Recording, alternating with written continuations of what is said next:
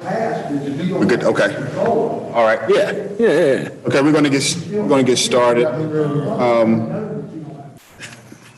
You up now?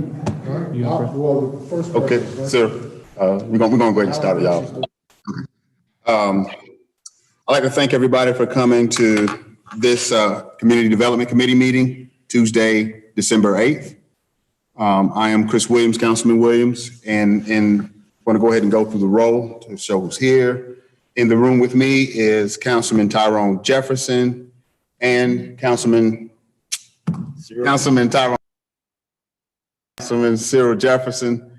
And online, believe we have Councilman Hudson. Can you hear me? Yes, Mr. Chairman, I'm here. All right. With that, we will get started. And the first we have on the agenda is update for homeless service, Guilford County Continuum of Care. And I will turn it over to, I'm sorry, Pamela. I know she's under Michelle's ID, but we turn it over to Doctor. Can you hear us? Yes, I'm here. Yes. All right, the floor is yours, ma'am. All right, thank you. Thank you, Councilman Williams, for inviting us again to share with you. I do think that Brian Hahn is also on the call, who he represents the Collaborative Applicant Organization for the Guilford County COC.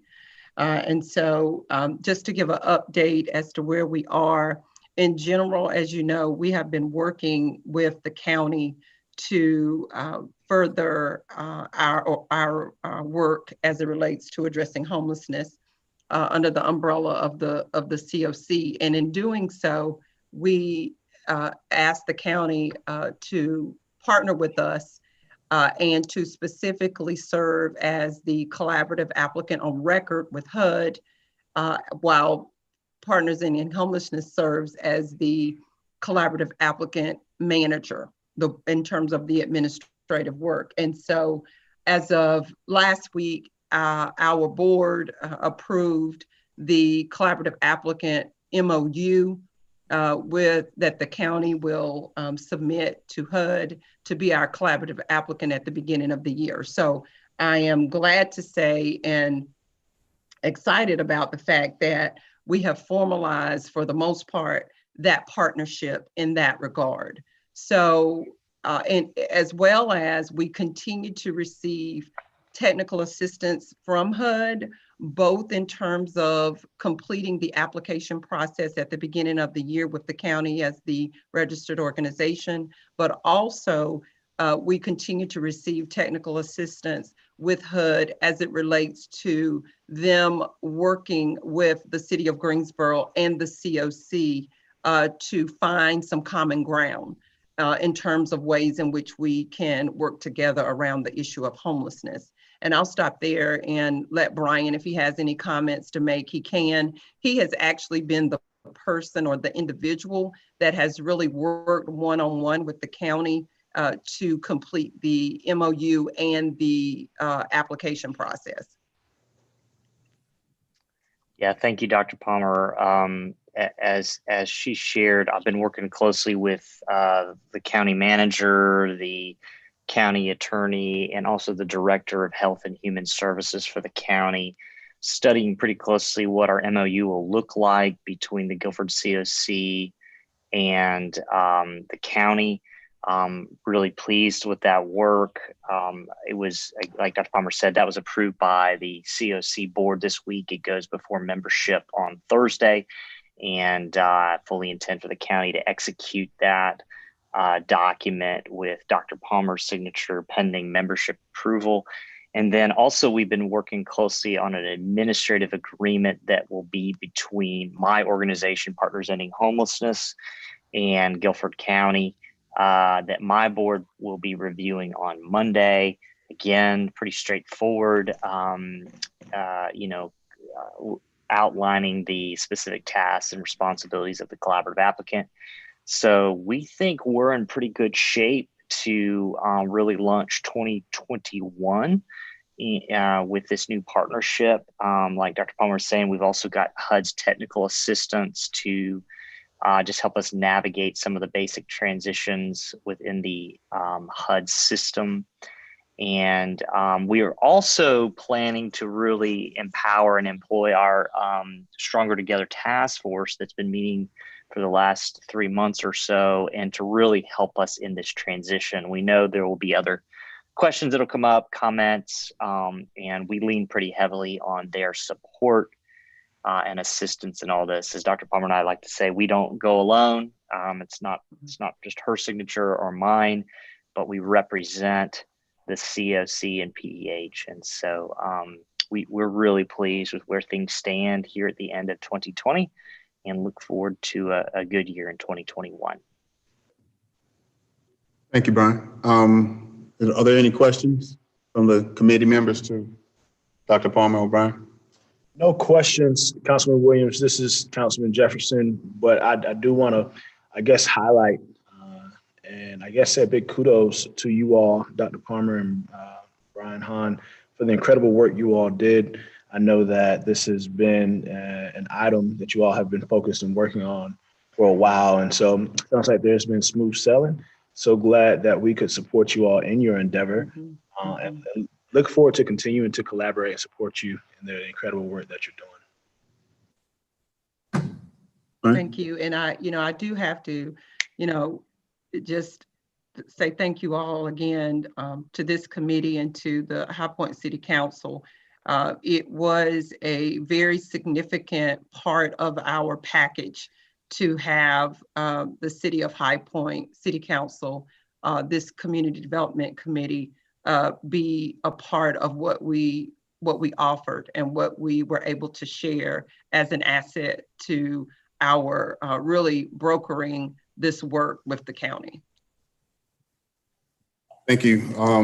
I'll just say thank you for your continued work, and thank you for continuing to bringing us the updates. This is good news. I appreciate the direction that this is taking, and I look forward to what's next coming in next year. If that's all, then we'll take the next step. And thank you both for coming today. Sure. Thank you for having us. Thank you so much. Y'all take care. You too. You too. All right. The next is the Cdbg CV funding update. I'm going to assume I'm going to turn that over to Mike McNair. So if y'all would just give us a brief moment to get set up, and we'll keep it going.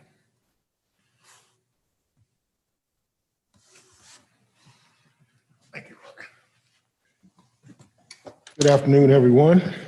Unmask here, like a masked singer there. I'm going to be providing you updates on the Cdbg CV as we continue to move forward, and also affordable housing updates.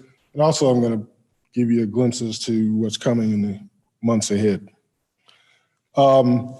We've been sharing with you our overall status. We're at the point now where there's been 114,652 reimbursed to date, with another 32,200 pending reimbursement.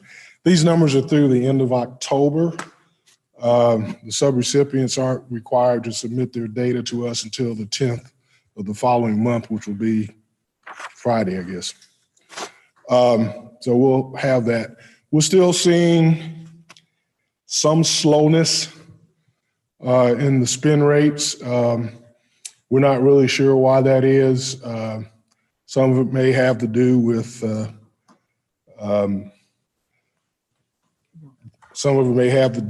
impact of the HOPE program. Some of it may be, as Bob was indicating yesterday, the problem may not be as bad as we think it is. So we're still watching that, and until we get a better spin rate, we're still going to kind of hold off on coming forward with the remaining 198,343. As we had said before, we would more than likely come to council at the appropriate times. Probably look like it might be January now. Come at the appropriate time and recommend allocating the remaining funds to agencies that are already providing those services. I'm not going to go through this. I really kind of gave you this for your reference, but this gives you more in detail with each project, each agency, what they're doing and what their status is. You'll see, for instance, with Hayden Harmon Foundation, we know the sanitation stations are out there. We see them, but they haven't. We haven't paid them anything yet. So those maybe will pop through next month. Going High Point has been delayed by the retrofit of the vehicle the council gave them, the old library vehicle. So that's kind of slowed that down. Housing Consultants Groups has a backlog of applications. They told me that they expect to really release a lot of that funds in the next month.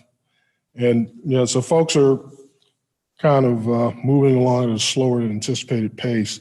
Open Door Ministries has significant other CARES funding, emergency shelter grant funding. It looks like they're spending that first. So they have not made any requests for reimbursement. All of them are going to be asking for extensions, which we're going to grant, and probably just take them out to the end of June, just so we don't have to keep going back and forth. And Salvation Army, they've got a significant pending reimbursement. Probably will spend all their funds before the end of this month. And Senior Resources is also moving along. So it's just a little slower than we thought. We had a slow start, and then we have not seen the rush that we thought we would see. But there are several of them moving pretty steady. So it's sort of a summary here. You can see that West End Ministries is moving along pretty good. So we expect that to move pretty good, but it's just not going to be the rush. And we're still trying to get a feel for what's happening with the HOPE program. We're waiting for summary information from them to tell us how many people in High Point they have approved and how much money is coming in, and ultimately who it was, because we have to have that duplication of benefits. It's the whole purpose of signing that agreement. So we need to be able to find out who they approved. Any questions about that before I move on? Okay. We'll get into some affordable housing updates. Haven't talked too much about that lately. Just thought I would kind of throw it all out there and kind of get you up to date. Cable Street project, Habitat has built has laid the foundation for the first house. You can kind of see this street view looking down, still doing some site work. We're going to try to help them with, they're having problems with volunteers with the pandemic. We have this construction training partnership program as people train in trades. And we're going to talk to the state and ask them if they'll let us take that class and put them to work with Habitat. Of course, we'd use the state's funds to pay them. But so it would kind of do double duty. You learn the trade and you actually go out and do it. So we're working through that. Already talked to Habitat, they're on board. We're just working with the state to make sure they don't have a problem. Because we already have an apprenticeship with them now where one of the students on the CTP program is actually working for Habitat. And we put the funds in the contract for them to pay them. So we already kind of have that laid out. Cedro subdivision, 2 foundations have been laid, 2 homes have been sold. You see the walls are up on one. We're going to start on that. This picture was taken last Thursday, I think. So they're moving right along. Streets done, streets open.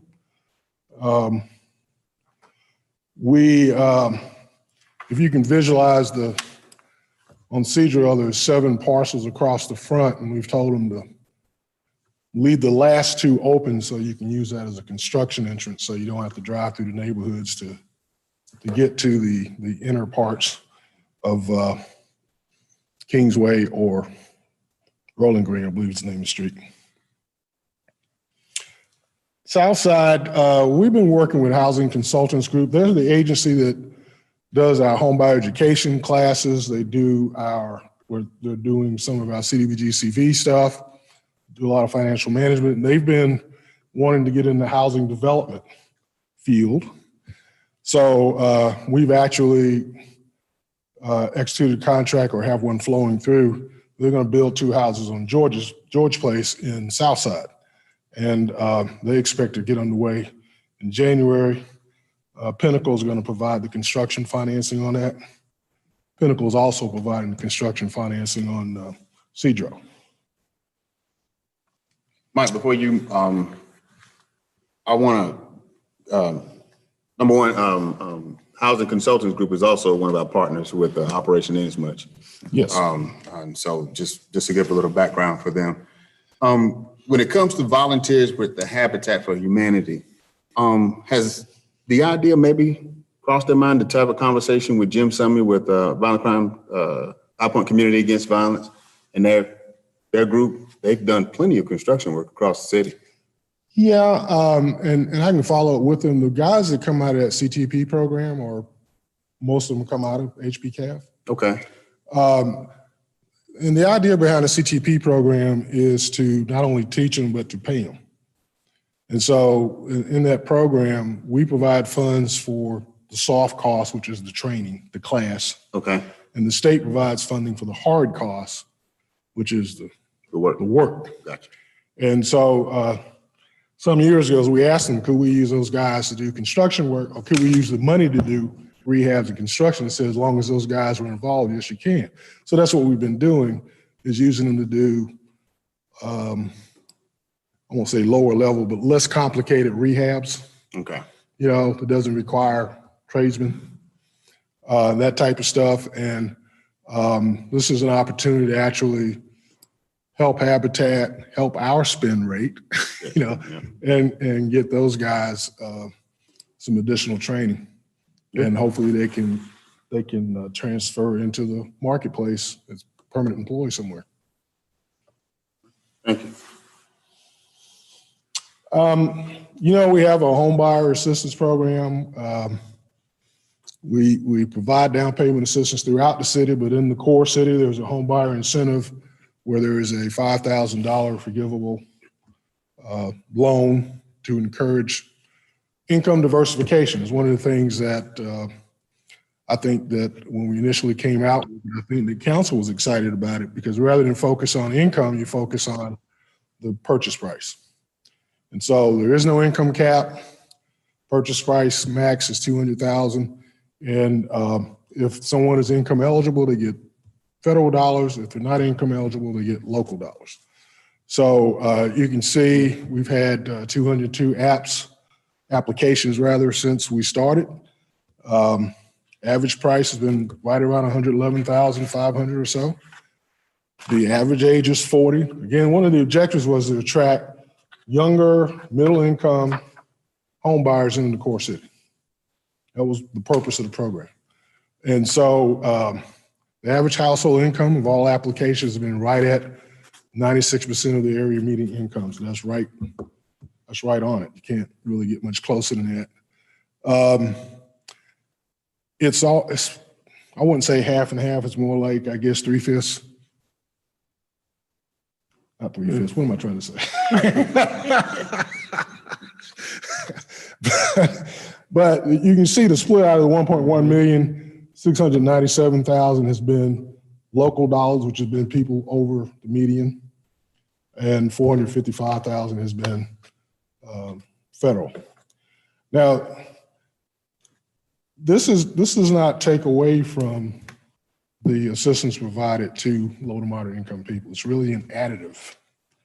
So you're bringing that mixture in, and you can kind of see from the map, we're still seeing most of the activity on the northwest side of the core, more towards the middle.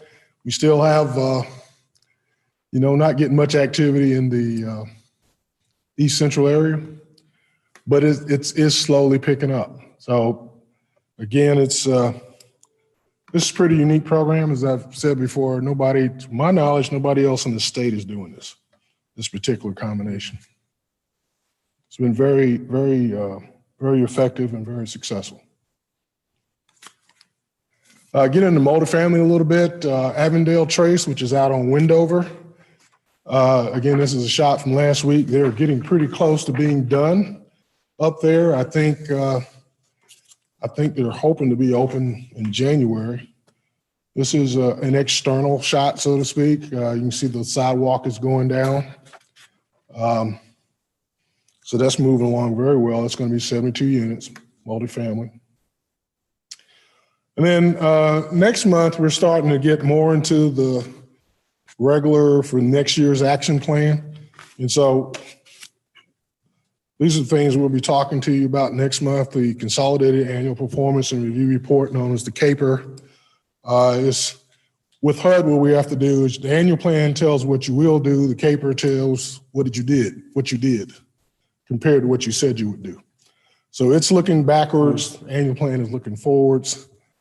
And our public comment period is going to begin on December the 10th and run through the 28th.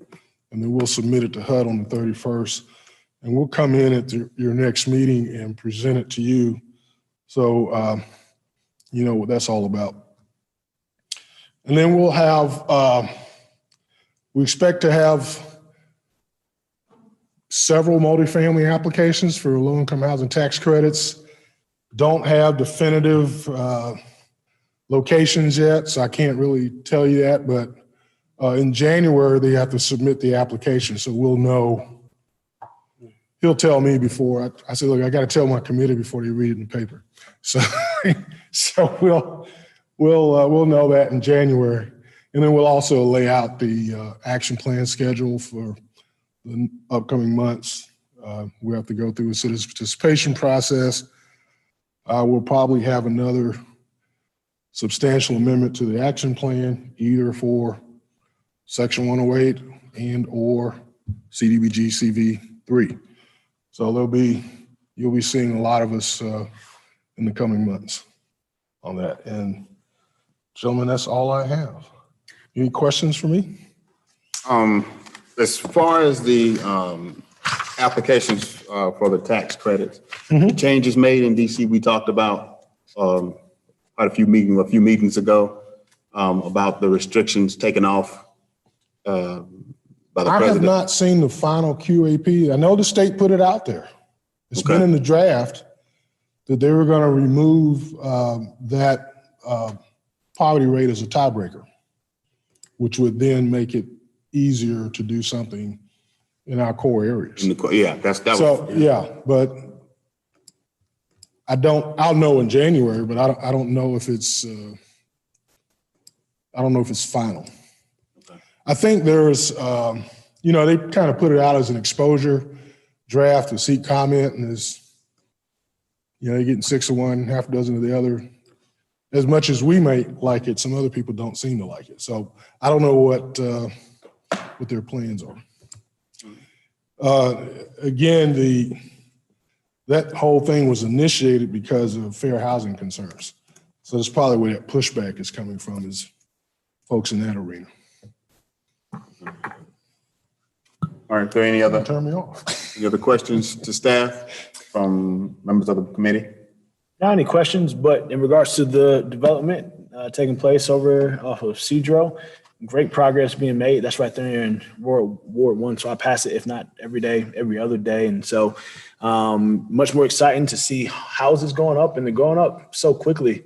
And I know there's tons of excitement and people asking all the time about those homes and wondering. And as I understand it, Mike, you said it a number of times, there are folks already reaching out and potentially, if I'm not mistaken, already maybe working it out. People trying to pre-purchase. Yeah, there's some pre-purchase going on, right? Yeah. So I know there's all types of excitement for that. We need more good housing stock in the core. And so this is just incredible work by you, staff, and everyone who's working on that. Yeah, in fact, the demand may be faster than we can meet.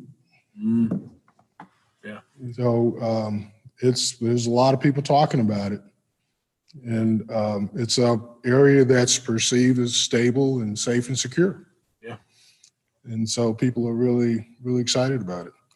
Again, there's going to be 19 units there. Yeah. Been a long time coming, long project. Yeah. We fought the weather. We fought the weather for 2 years, and kept raining us out. But that was a team project, you might say. Yeah. Several city departments were involved. Engineering did a lot of heavy lifting for us. Again, HPU made it possible with their dirt. A lot of different partners involved in that. So now we're at the point where we can see the fruits of our labors. Absolutely, yes. Despite the pandemic, I think it's important to acknowledge the incredible work that our city has been able to do, whether it's City of High Point staff or our partners who we work with and other stakeholders, in continuing to move this citywide development efforts forward. That's huge in the midst of a pandemic. And as you said, with the demand being so fast that we're having a hard time keeping up, that's a great problem to have. And it's a great time to be in the city of High Point. Absolutely. All right, sirs, that's all I have. Okay. Thank you. All right. Thank you, Mike. Thank you, Mike. That was the last thing on the agenda, unless someone else has anything to bring forward. I'll go ahead and take the roll to adjourn. I'll start with Councilman Johnson. Aye. Councilman Jefferson. Aye. Councilman Hudson. Yes, aye. All right, and Councilman Williams vote aye. We are adjourned. Thank you, everybody. Thank you. Have a great day.